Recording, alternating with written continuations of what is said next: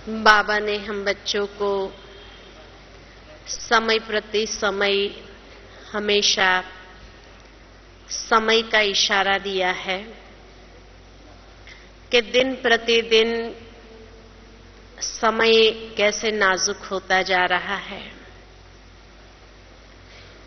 और उसमें भी आत्माएं कितनी नाजुक होती जा रही है।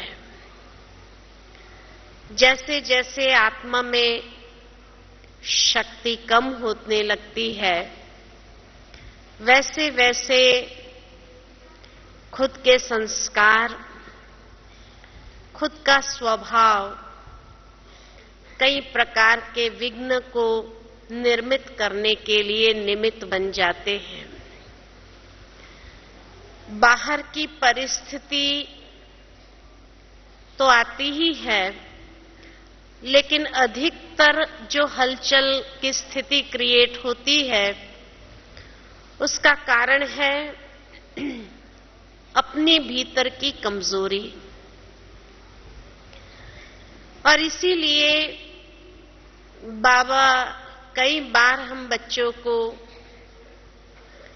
ये इशारा और सावधानी भी देते रहे कि बच्चे अपने अंदर परिवर्तन लाना है,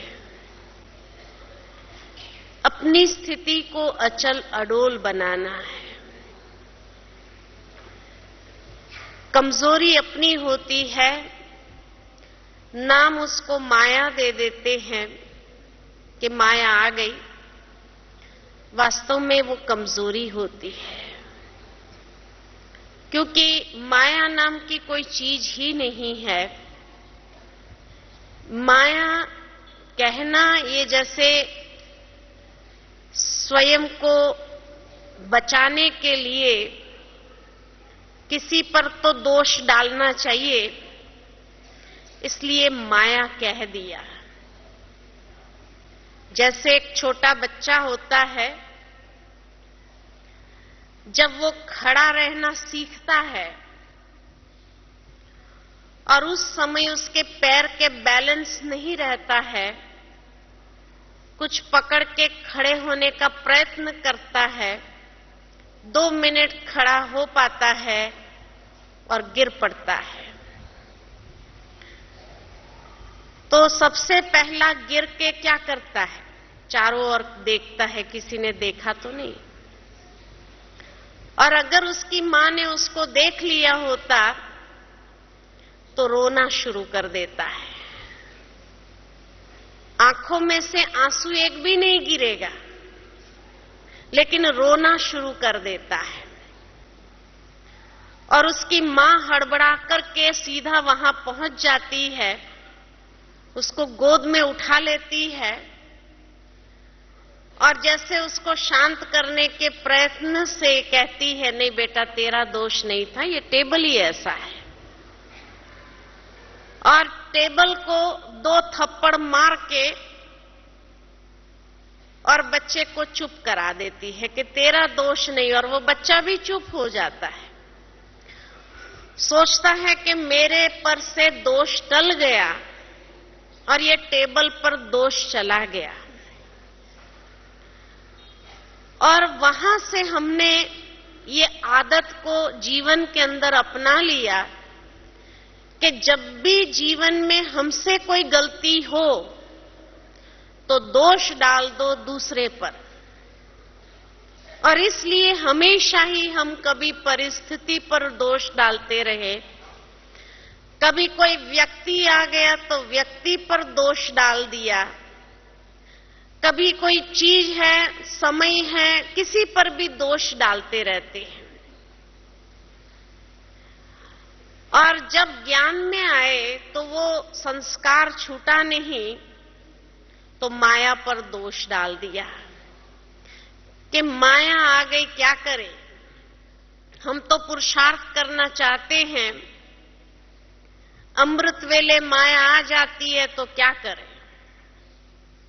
वास्तव में खुद के अंदर अलबेलापन के संस्कार है, आलस्य के संस्कार है, लेकिन खुद के संस्कार को जब तक हम नहीं देखते हैं और ये कह देते हैं माया आ गई, और अपने आप को जैसे प्रोटेक्ट कर देते हैं कि हाँ मेरा दोष नहीं है। लेकिन बाबा ने हमेशा ये कहा कि माया माना ही अपनी कमजोरी। माया कोई चीज का नाम नहीं है, पेपर टाइगर है। ये बाबा ने हमें समझ दी है, कोई चीज का नाम नहीं है। और इस तरह से जब अपने पर दोष लेने की हिम्मत नहीं आती है तो पुरुषार्थ में भी अलबेलापन स्वतः आता है। जिस समय हम हर कर्म के लिए अपने आप को जिम्मेवार समझने लगते हैं तो परिवर्तन करना सहज हो जाएगा, क्योंकि महसूसता की शक्ति ये परिवर्तन का आधार है। बाबा ने कल की मुरली में भी हमें यही बात कही, बहुत डीपली अंडरलाइन करके, कि अब समय अनुसार जितना समय तीव्र गति से परिवर्तित हो रहा है, उस अनुसार हमें अपने अंदर भी परिवर्तन लाना बहुत जरूरी है।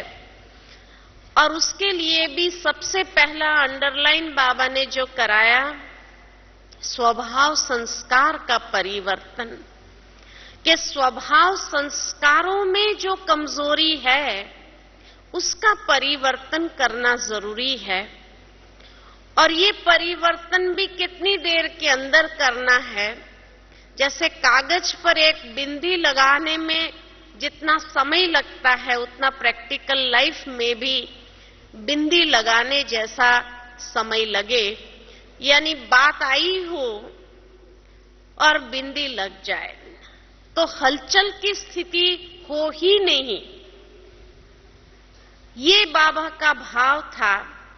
अब ऐसी अंदर से अचल अडोल और निर्भय स्थिति हो जाए। बातें अंत तक आनी ही है, ये भी बाबा ने हम बच्चों को स्पष्ट किया हुआ है कि अंतिम घड़ी तक पेपर आने हैं। बहुत सुंदर मेरा एक अनुभव है कि जब मेरा पैर का फ्रैक्चर हुआ तो किसी ने आकर के मुझे कहा कि हिसाब किताब पूरा हुआ। तो उसी समय एक बड़ी बहन वहां खड़ी थी, उन्होंने बहुत अच्छी बात कही कि हिसाब किताब नहीं है। ब्राह्मणों का हिसाब किताब जिस दिन हम ब्राह्मण बने उसी दिन समाप्त हो गया, तभी हम ब्राह्मण बन सकते हैं। जिसका हिसाब किताब अभी तक बाकी है वो दुनिया में ही है, वो तब तक ब्राह्मण नहीं बन सकता है। लेकिन अब जो हमारे सामने बातें आती है वो पेपर है, और ये पेपर को हमें पास करना है। और बहुत सुंदर ये मुझे महसूस हुआ उस वक्त कि जब हम हिसाब किताब कहते हैं तो कई बार हिम्मतहीन हो जाते हैं, उदास हो जाते हैं कि मेरा हिसाब किताब ऐसा। कई बातों को लेकर के, आगे पीछे की बातों को लेकर के भी जब स्मृति में वो बातें आती है तो अक्सर हिम्मतहीन हो जाते, दिल शिकस्त हो जाते हैं कि मेरा हिसाब किताब ऐसा क्यों। लेकिन अगर पेपर समझो तो उमंग उत्साह आता है कि ये पेपर को मुझे पास करना ही है, तो एक स्पिरिट अंदर में आती है पास करने के लिए। तो ये एक बहुत अच्छी महसूसता हुई कि कोई भी बात जीवन में आती है उसको हिसाब किताब न समझ करके पेपर समझना चाहिए, और ये पेपर मुझे पास करना ही है। तो शक्ति भी आ जाती है, अंदर से ही अपने अंदर शक्ति आती है।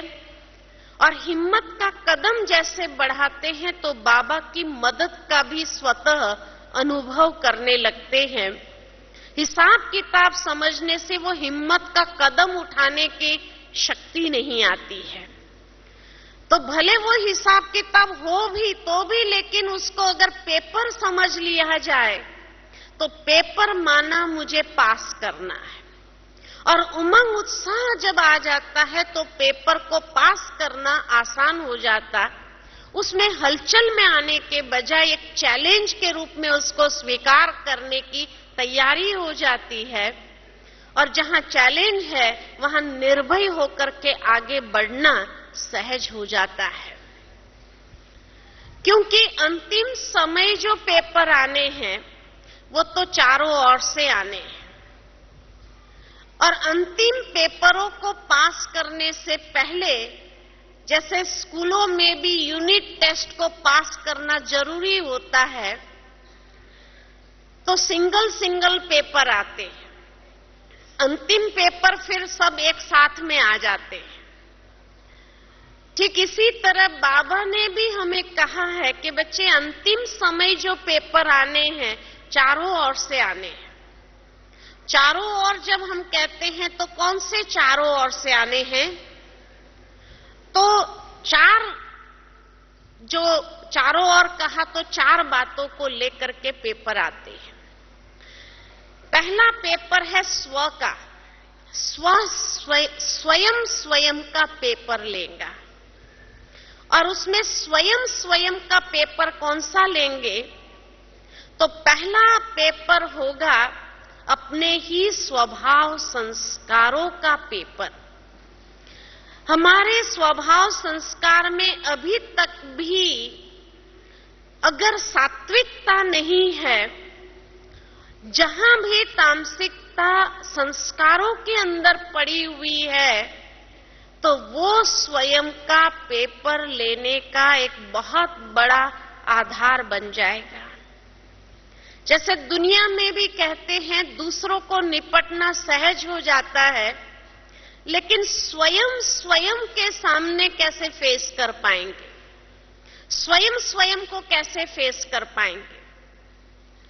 तो अपने ही स्वभाव संस्कार जो अभी तक कड़ापन है, परिवर्तन नहीं किया है, नरम भी नहीं किया है उसको, तो वो परिवर्तन नहीं होता। तो वो स्वभाव संस्कार हमारा अपना पेपर लेने के लिए निमित्त बन जाएंगे।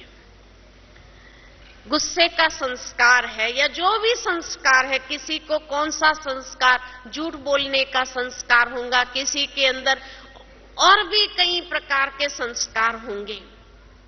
अभी तक अगर हम अपने आप को आइडेंटिफाई नहीं कर पाते हैं और वो आइडेंटिफाई करके उसको परिवर्तन महसूस करना, और महसूस करेंगे तो परिवर्तन होगा।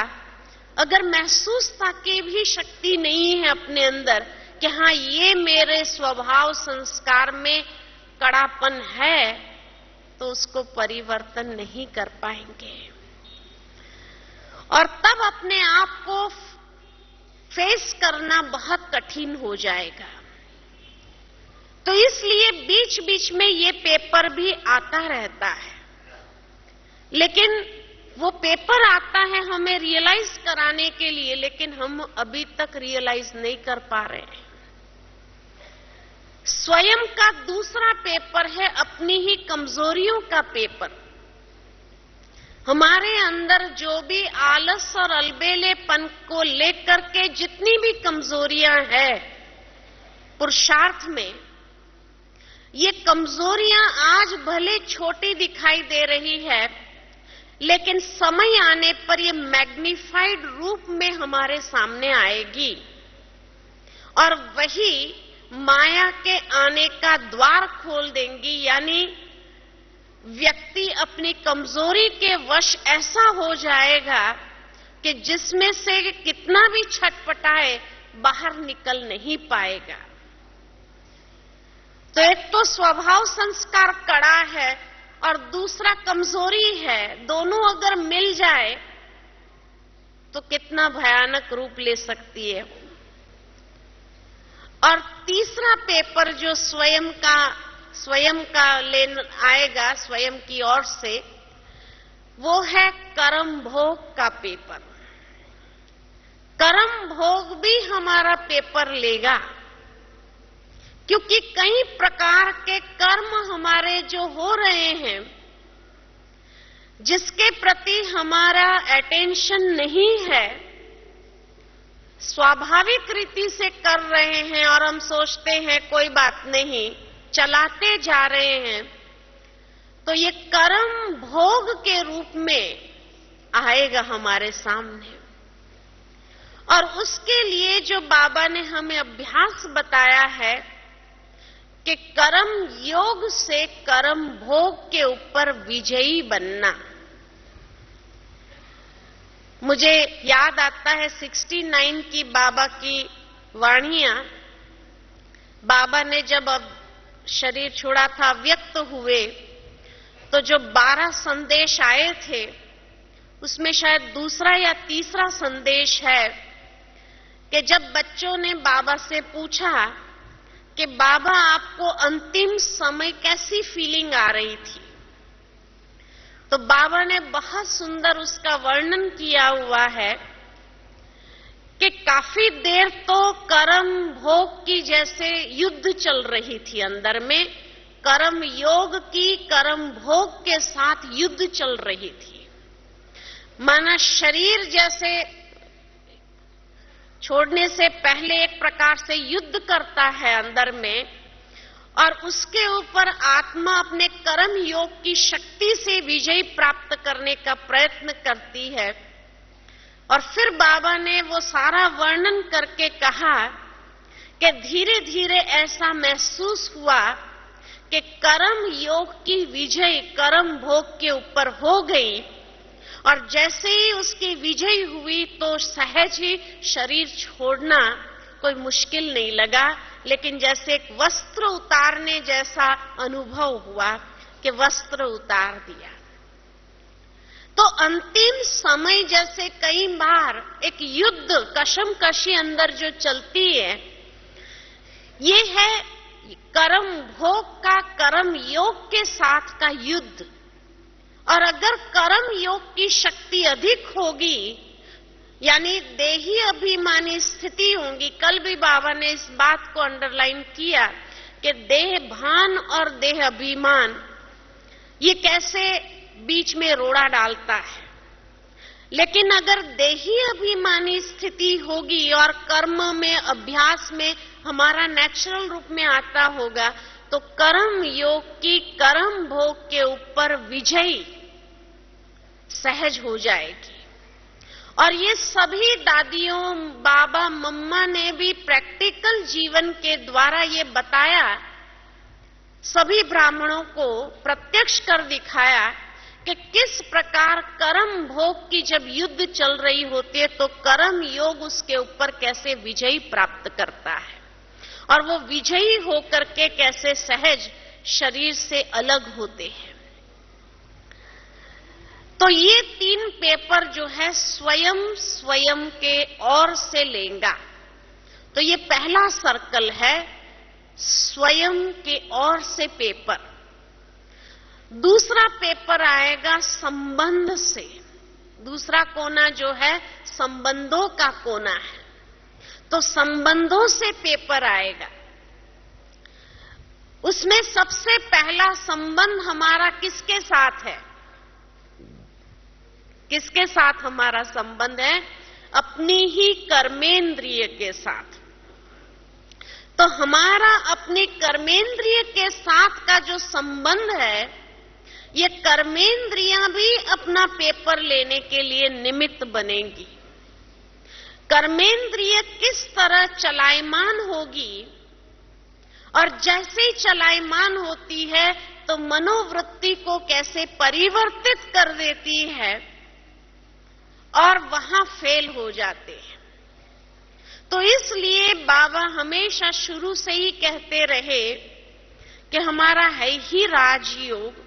राजयोग माना अपनी कर्मेंद्रिय के पर राज्य प्राप्त करना, स्वराज्य अधिकारी बनना।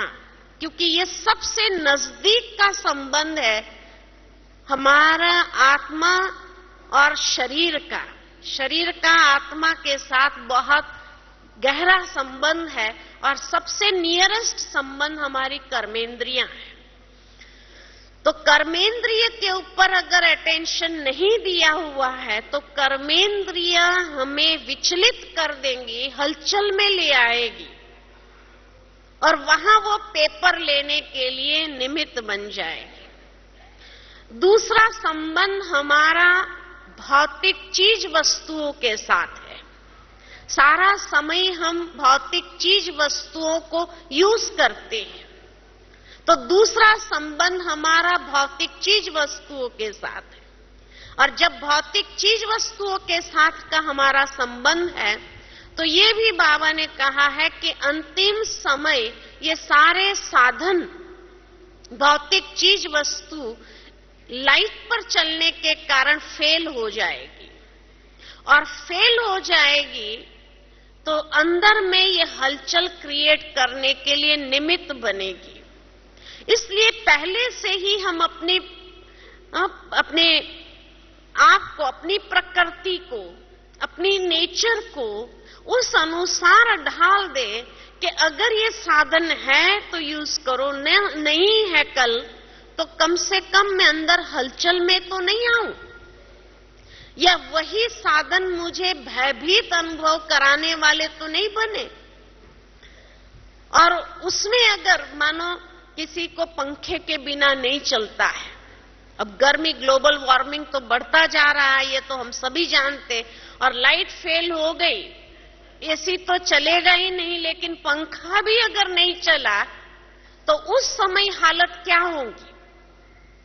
तो उस समय ये हम चेक करें कि हमारी हलचल वाली स्थिति है या अचल वाली स्थिति है। और अचल मुझे बनाना है अपनी प्रकृति को भी, कि कुछ भी हो जाए, साधन अगर फेल हो गए तो भी मुझे अपनी तपस्या के अंदर ये विघ्न खड़ा हो या हलचल में मेरी स्थिति को ले आए और उसी समय प्राण त्यागने हो तो क्या स्थिति होगी हमारी। इसलिए भौतिक चीज वस्तुओं के साथ के संबंध के पर भी विजयी। और तीसरा संबंध हमारा है लौकिक अलौकिक परिवार से।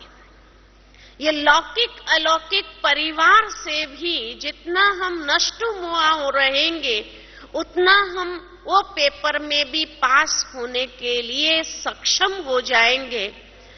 अगर वहां पर नष्ट मोह नहीं बने हैं तो ये भी हमारा पेपर लेने के लिए निमित्त बन जाएंगे, हलचल में ले आएंगे।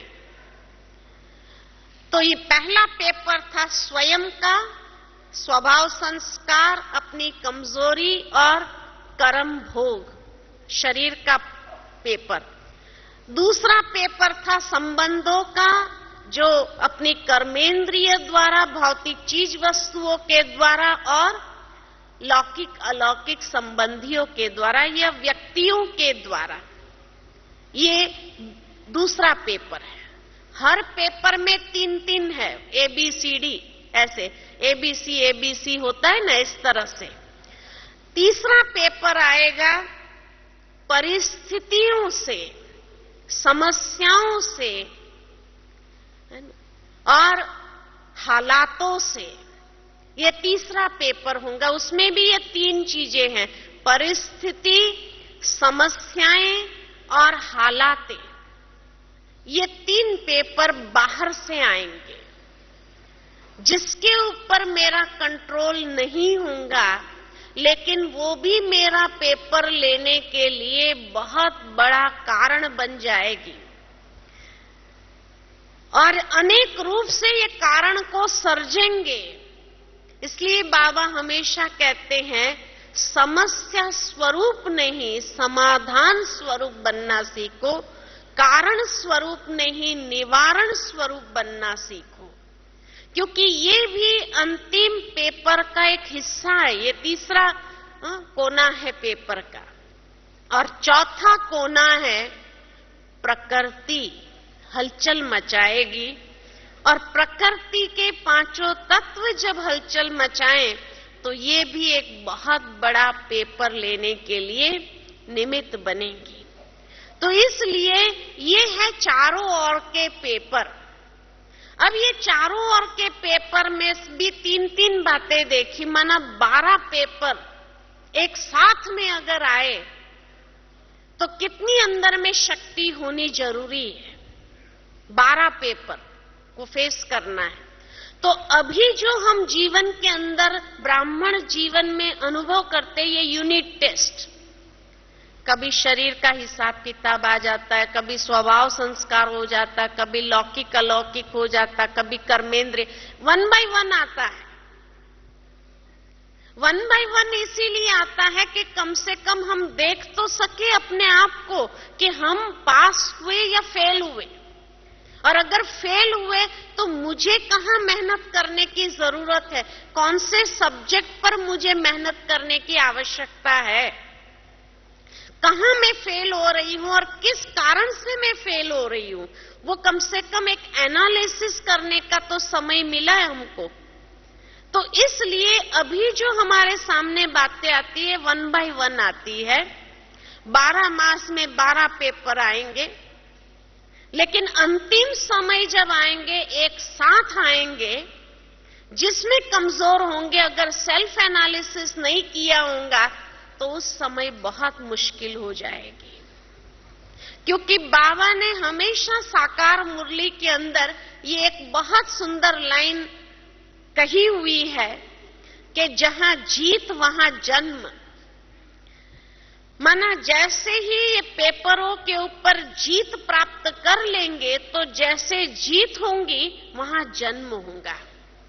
जहां जीत वहां जन्म, यानी वहां जन्म, जैसे दादी जानकी जी अपने क्लास में बता रही थी कि कुछ लोग क्षत्रिय अभी तक युद्ध करने के संस्कार है, चिंता करने के संस्कार है, तो वैश्य है ना, शूद्र के संस्कार अलग है। तो कौन से संस्कार है हमारे? जहां जीत वहां जन्म। तो किस प्रकार के पेपर में हम फेल हो रहे हैं, उसी अनुसार वहां जन्म। तो बाबा की साकार के अंदर मुरलियां अगर ध्यान से सुनी होंगी तो ये एक लाइन कई बार आती है, उसके ऊपर शायद हमने गौर नहीं किया हो, लेकिन बाबा ने श्री कृष्ण का मिसाल लेकर के बताया हुआ है कि बच्चे जहां जीत वहां जन्म। कि वो महाराजा महारानी के स्टेटस पर क्यों जाते हैं? क्योंकि हर प्रकार के पेपर के ऊपर अंतिम समय विजयी हो गए। इसलिए लास्ट में कर्म भोग का पेपर के ऊपर भी विजयी हो गए।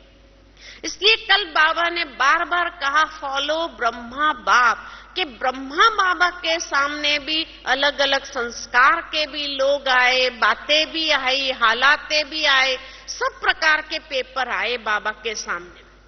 बाबा ने कौन सा पेपर पास नहीं किया होगा? हर प्रकार के पेपर को पास किया है। तभी जहां जीत वहां जन्म के महाराजा महारानी के स्टेटस पर बाबा मम्मा चले गए।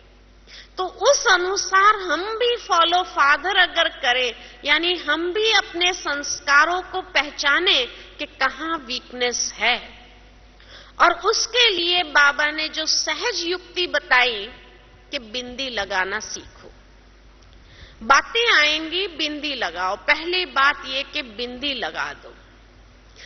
कैसे बिंदी लगाएंगे?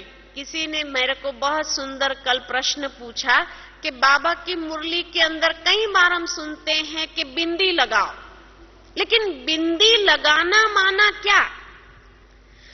तो बिंदी लगाना माना, जैसे बाबा ने कहा, अयथार्थ विचारों को स्टॉप करना और उस वक्त कल्याण के विचारों को निर्माण करना, कि जरूर इसमें भी कोई कल्याण समाया हुआ है।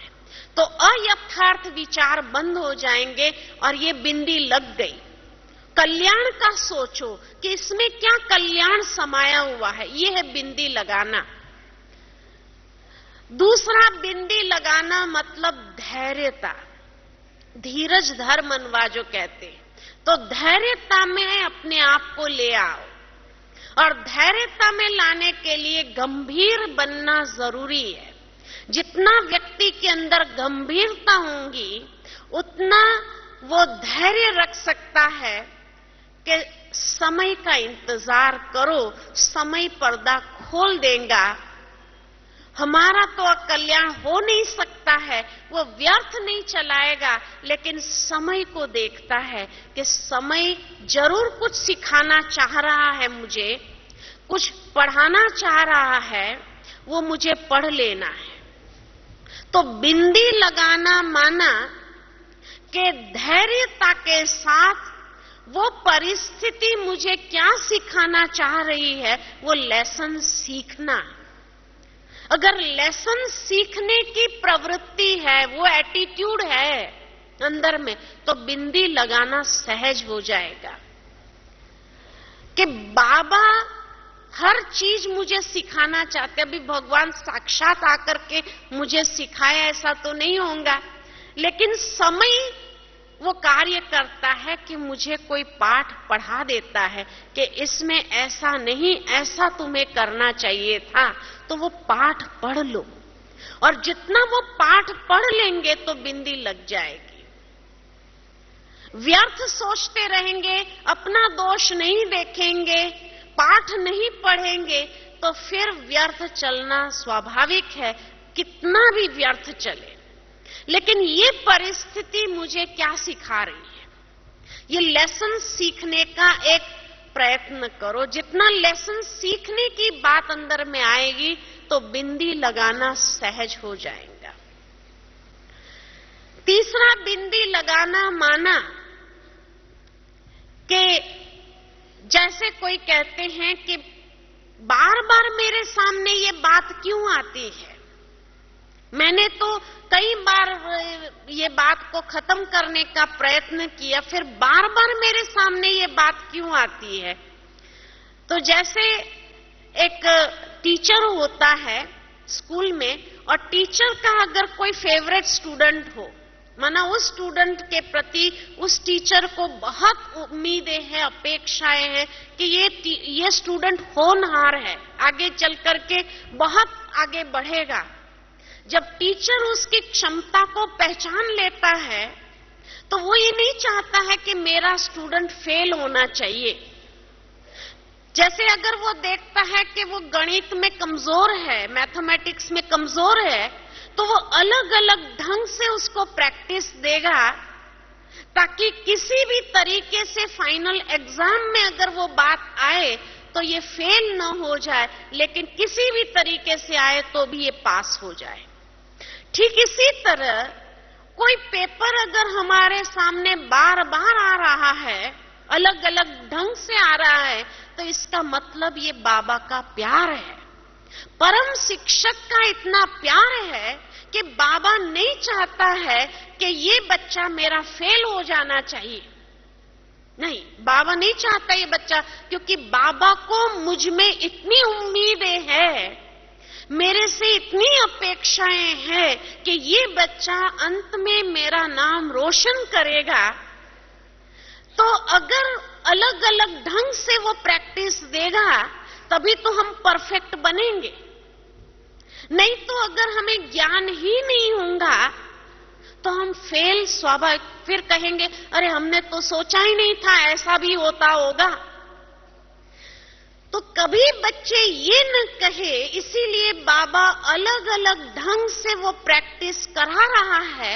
ये बाबा का प्यार है, और अगर इस प्यार को महसूस करने की शक्ति आ जाए अंदर में, तो कभी भी हलचल में नहीं आएंगे, व्यर्थ संकल्प नहीं चलेगा कि भाई मेरे साथ में ऐसा क्यों हो रहा है, हम बाबा को इतना याद करते हैं फिर ऐसा क्यों हो रहा है।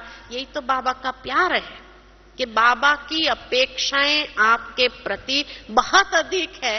बाबा आपकी क्षमता को जानता है, और जानता है इसलिए बाबा नहीं चाहता है ये बच्चा मेरा फेल हो जाना चाहिए, है ना।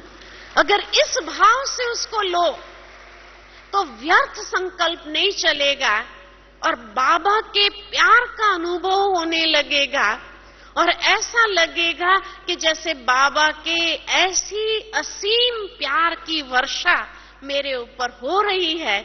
जो बाबा ने कल भी मुरली में कहा कि जब प्यार की बात आती है तो हर एक बच्चा कहेगा कि हाँ, बाबा का मेरे साथ बहुत अधिक प्यार है, और बाबा का है भी। लेकिन साकार में क्योंकि समझो हम सभी ने वो प्यार का अनुभव नहीं किया जो दादियों ने किया है ना। दादियां जिस तरह से प्यार का, वो साकार का फीलिंग यहां तो इस रूप से तो नहीं आएंगे, लेकिन ये पेपर जब आता है अलग अलग रूप से अगर बार बार मेरे, तो ये मतलब है बाबा का इतना अधिक प्यार है हमारे साथ कि बाबा नहीं चाहता है कि ये बच्चा मेरा फेल होना चाहिए। तो व्यर्थ चलेगा नहीं, समर्थ संकल्प चलेगा, अंदर में शक्ति आएंगी, हिम्मत आएंगी कुछ करके दिखाने की कि हाँ बाबा, हम जरूर तैयार हो जाएंगे ये बात को पूरा करने के लिए। ये है फुल स्टॉप लगाने की विधि। तो पहली बात बताई कल्याण सोचना, दूसरी बात बताई धैर्यता रख करके समय जो पाठ पढ़ाना चाहता है उसको समझो, उसको सीखो। और तीसरा, बाबा के प्यार की वर्षा का अनुभव करो, तो वो फुल स्टॉप लगना, बिंदी लगना आसान हो जाएगा। चौथा, ड्रामा मेरी मां है, ड्रामा मेरी मां है। तो मां हमेशा बच्चे को आगे बढ़ाती है। जो चीज के लिए हम शायद जा रहे हैं या मेहनत कर रहे हैं, पुरुषार्थ कर रहे हैं, ड्रामा जब देखती है कि इसके वो पात्रता नहीं है, तो फिर ड्रामा दूसरा द्वार खोल देता है। और जब दूसरा द्वार खोलता है तो शायद वो चीजों को छोड़ना पड़ता है, तब वो चीजों को प्राप्त कर सकते। जो दूसरा द्वार अपॉर्चुनिटी का खोला है, जो द्वार भगवान ने मेरे लिए खोला है या ड्रामा ने मेरे लिए खोला है, उसको समझने का प्रयत्न करो। कई बार हम हलचल में इसलिए आ जाते हैं कि मैं पुरुषार्थ कर रही थी इस दिशा में और ड्रामा ने जैसे मेरे हाथ से वो चीज क्यों छीन लिया, मेरे हाथ से वो चीज क्यों चली गई। लेकिन शायद उससे अधिक अच्छी तरह से ड्रामा मुझे चांस देना चाहता था। जैसे मैं कभी याद करती हूं उस समय को कि जब मैं मधुबन में आई तो दादी ने मुझे बहुत सुंदर बात कही, बड़ी दादी ने, कि देखो उषा, ज्ञान सरोवर बन रहा है, यहां भी सेवा बढ़ेगी। अकेले शीलूबेन या शशिबेन दो ही सब मैनेज नहीं कर पाएंगे, यहां हैंड्स जरूरी है। तो दादी की भावना है कि तुम यहां रहो, लेकिन फिर भी अगर तेरी दिल है कि मैं सेंटर संभालूं या मैं सेंटर पर जाऊं, तो दादी उसके लिए भी तेरे को स्वीकृति देंगी। तो उस समय मेरे मन के अंदर एक दुविधा जरूर थी कि सेंटर लाइफ में जाऊं, सेंटर में संभालूं, या मैं मधुबन निवासी बनूं। लेकिन उस समय मुझे यही आया कि एक चीज मुझे छोड़नी पड़ेगी, या मुझे मधुबन का भाग्य छोड़ना पड़ेगा या मुझे सेंटर का भाग्य छोड़ना पड़ेगा। दोनों का अपना अपना है, सेंटर का अपना है, मधुबन का अपना है। एक छोड़ेंगे तो दूसरा मिलेगा, दोनों लड्डू लेना चाहे ये तो हो नहीं सकता है, दोनों में से एक ही मिलेगा। तो ड्रामा में हमारे सामने भी कई सीन ऐसी आती है कि एक छोड़ना पड़ता है तब जाकर के दूसरा मिलता है। अगर मैं वो सेंटर का भाग्य नहीं छोड़ती थी तो आज मधुबन का भाग्य मुझे मिलता था। मधुबन का भाग्य मिला तो आज इतना आगे, बाबा ने कितना आगे बढ़ाया। ये प्रत्यक्ष में खाली मैं साक्षी होकर के नहीं देख रही हूं, लेकिन सारा ब्राह्मण परिवार साक्षी होकर के देख रहा है। लेकिन अगर मैं सेंटर के भाग, तो शायद मैं एक हद में बंध जाती थी, तो ये बेहद का भाग्य नहीं मिलता था। लेकिन उस समय जो कहा जाता है डिसीजन लेना कि एक पकड़ना है, दोनों लड्डू साथ में नहीं खा सकते हैं। तो ये मैंने जीवन के अंदर महसूस किया कि कभी कभी ड्रामा के अंदर ऐसा दृश्य आता है कि एक छोड़ो एक पकड़ना होता है। कई बार हम उसमें इतने हीरे हुए हैं कि हम सोचते पता नहीं ये क्या होगा, इसलिए इसको छोड़ना नहीं चाहते, और इसको छोड़ना नहीं चाहते तो ये भाग्य मिलता नहीं है। उसके प्रति अगर व्यर्थ चलाएंगे तो न वो मिलेगा न ये मिलेगा। फिर सेंटर पर रह करके अगर मैं सोचते अरे मैं आज यहां होती थी, ऐसा करती थी, ऐसी सेवा, फायदा क्या? जब समय आया तब हमको छोड़ना था, हमने नहीं छोड़ा तो वो चांस किसी और को मिल जाता कि बाबा को तो सेवा करानी है। अगर मैं मधुबन का भाग्य नहीं लेती थी तो दादी किसी और टीचर को ऑफर कर लेती थी। मैं सेंटर पर चली जाती थी, दादी किसी और टीचर को ऑफर कर लेती थी। ये भाई ज्ञान सेवा सरोवर की सेवा तो बढ़नी है, मधुबन की सेवा तो बढ़नी है, तो हैंड्स तो चाहिए ही था। तो ये भाग्य किसी और के नसीब में चला जाता था। और फिर उसको देख करके मैं व्यर्थ संकल्प, अरे मैं होती थी उस समय में, लेकिन अब तो टू लेट हो गए, टू लेट हो। इसलिए कभी कभी जीवन में ऐसी बातें आती है, लेकिन उस समय सोचो कि ड्रामा मेरे लिए एक अवसर का द्वार खोल रही है। जब अवसर का द्वार देखेंगे तो व्यर्थ संकल्प नहीं चलेगा, फुल स्टॉप लगाना सहज हो जाएगा। और इसी का मतलब है फुल स्टॉप, कि जरूर ड्रामा मुझे कोई न कोई विशेष भाग्य देना चाहता है, इसलिए ये अवसर मेरे सामने आया। लेती हूं तो मैं आगे बढ़ती हूं, नहीं लेती हूं तो कोई और ले लेगा। फर्क किसको पड़ना है? मैं जहां की वहां ही रहूंगी, आगे नहीं बढ़ पाऊंगी, और फिर व्यर्थ संकल्प चलाती रहूंगी, हलचल में आती रहूंगी, मेरा मन एकदम विचलित होता रहेगा, फायदा क्या? इसलिए ड्रामा कभी कभी हमें स्पष्ट नहीं दिखाई देता है। बाबा हमेशा इसलिए कहता है कि बच्चे त्रिकालदर्शी स्थिति पर स्थित होकर के ड्रामा को देखो, आदि मध्य अंत को सामने लाते हुए ड्रामा को देखो, तो हलचल समा और अचल स्थिति में आकर के फुल स्टॉप लगाना सहज हो जाएगा। दूसरी बात कि जब भी जीवन के सामने कोई भी परिस्थिति आती है तो क्यों हुआ, क्या हुआ, ये क्वेश्चन वाले टेढ़े रास्ते पर नहीं जाओ, क्योंकि क्वेश्चन वाला टेढ़ा रास्ता कहां ले जाएगा। मुझे बहुत सुंदर बात लगी थी, गुलजार दादी ने एक बार क्लास कराया था, शायद मधुबन वालों का ही क्लास था और दूसरा भी कोई क्लास था या विदेशियों का क्लास था। बहुत अच्छी बात दादी ने बताई कि ब्राह्मण जीवन माना खुशियों भरा जीवन। खुशी जैसा खुराक नहीं, खुशी जैसा खजाना नहीं हम कहते हैं, लेकिन हमारी खुशी गायब क्यों हो जाती है? तो 5 सवालों के कारण हमारी खुशी गायब हो जाती है कि जब भी कोई बात आती है तो हम क्वेश्चन मार्क में चले जाते, क्यों हुआ, क्या हुआ, कैसे हुआ, कहां हुआ, कब हुआ, किस लिए हुआ, ये का करने लग जाते। अब का करने वाला कौन होता है? कौवा होता है। तो कहते हैं ना, वो हंस की चाल छोड़ करके कौवे की चाल चलने लगा। अब हंस की चाल छोड़कर कौवे की चाल चलेगा तो क्या मिलेगा?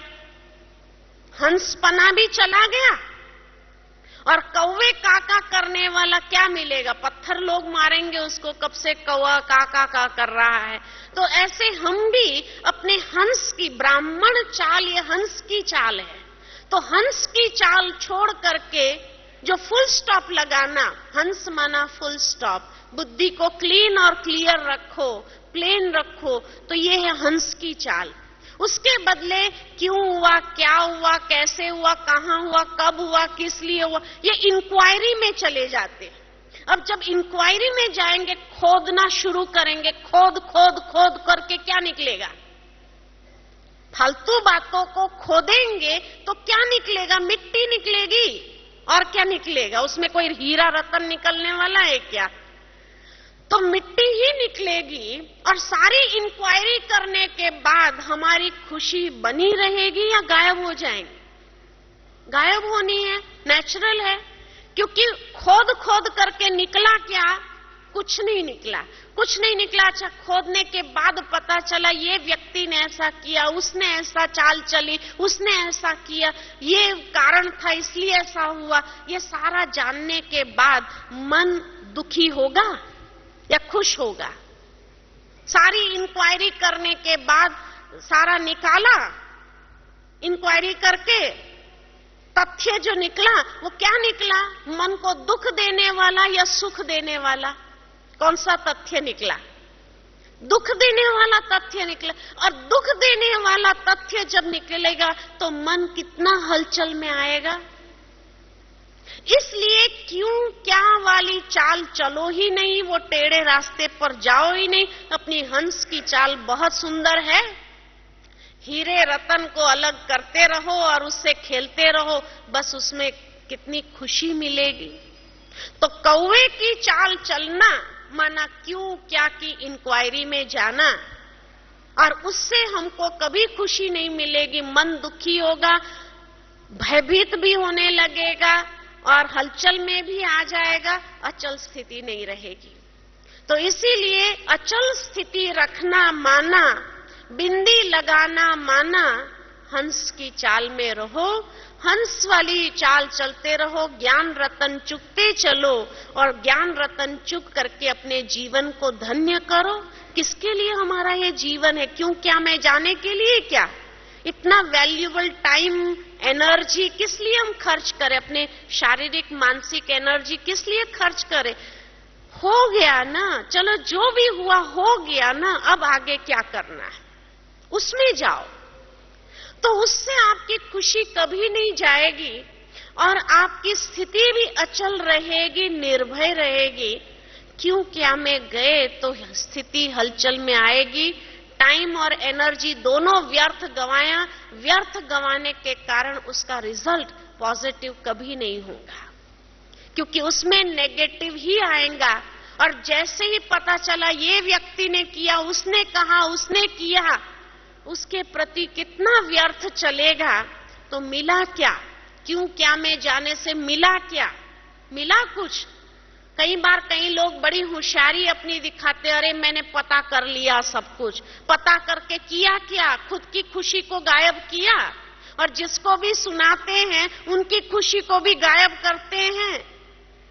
प्राप्ति क्या हुई? क्या यही समझदारी है क्या? ज्ञान के बाद भी ज्ञान माना समझ, समझदारी यह है हो गया, चलो अब आगे क्या करना है।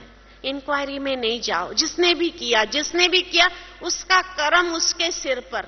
हम क्यों इंक्वायरी करें? हम इंक्वायरी न करें, बस अपनी हंस की चाल में मस्त रहो। लोग डिस्टर्ब करने के लिए भी, आपकी चाल को बिगाड़ने के लिए भी बातें बनाएंगे। उसने किया, इसने किया, छोड़ो। बाबा भी हमेशा कहते छोड़ो, छोड़ो तो छूटो। पकड़ के जितना रखेंगे तो कभी भी कुछ भी हाथ आना नहीं है। इसलिए फालतू बातों में मुझे जाना नहीं है। हंस की चाल में, ज्ञान की बातों में मस्त रहना है। दादी जानकी ने कल बहुत अच्छी बात सुनाई कि जब भी कोई बात को लेकर के अगर मन डिस्टर्ब हो तो क्या करो? मुरली पढ़ो या सेवा करो। योग नहीं करना उस समय। योग करेंगे व्यर्थ संकल्प चलेगा। योग में बैठे बैठे वहां बाबा के सामने व्यर्थ संकल्प चलाएंगे। उसके बदले कोई ना कोई मुरली लो। सहज से सहज तरीका में बताऊं, कोई भी अव्यक्त मुरली जो हाथ में आए खींचो और कोई भी कागज, कोई भी पेज खोलो, उसमें आपको आपका जवाब मिल जाएगा। और जैसे ही आपको जवाब मिल जाएगा, इतनी राहत मिलेगी, अनुभव करके देखो। ये मेरा प्रैक्टिकल एक्सपीरियंस है। और इतनी राहत मिल जाती है कि व्यर्थ से तो छूट जाते हैं, लेकिन माइंड भी हमारा इतना सुंदर हो जाता, क्लीन और क्लियर हो जाता है, और योग भी उसके बाद अच्छा लगेगा। तो इसलिए दादी जानकी ने जो ये विधि बताई, इस विधि का इस्तेमाल करो। ये अनुभवी है, अनुभवी बाबा के बच्चों ने जिन बातों को प्रैक्टिकल अप्लाई किया है, और ये बातों को अगर अपने अनुभव के आधार से हमें कह रहे हैं तो उसमें जरूर उन्होंने कुछ ऐसी प्राप्ति की है, तभी तो हमको कह रहे हैं, गाइड कर रहे हैं। तो उस बातों को हम भी अपने जीवन में अप्लाई करें तो देखो फुल स्टॉप लग जाएगा, बुद्धि भी एकदम क्लीन हो जाएगी, हर्षित होने लगेंगे और खुशी खुशी से सेवा करने लग जाओ। वो पुण्य जो जमा होगा, जैसे बाबा ने कहा कि आप सेवा करते हो, पुण्य जमा होता है, तो उसका रिजल्ट है खुशी, थकावट नहीं। अगर सेवा करने के बाद भी थकावट महसूस हो रहा है, इसका मतलब सोच अयथार्थ है, तभी थकावट का अनुभव हो रहा है। बाकी तो सेवा करने के बाद तो खुशी ही होनी चाहिए। तो ये है हलचल वाले समय में भी 12 प्रकार के पेपर अगर साथ में भी आ जाए तो भी हलचल वाले समय में भी अपनी स्थिति को अचल रखने के लिए ये कुछ मुख्य बिंदु जो मैंने सोचे थे वो आप सबके साथ शेयर किए। तो ये है अचल अडोल निर्विघ्न स्थिति बनाने का मुख्य आधार। ओम शांति।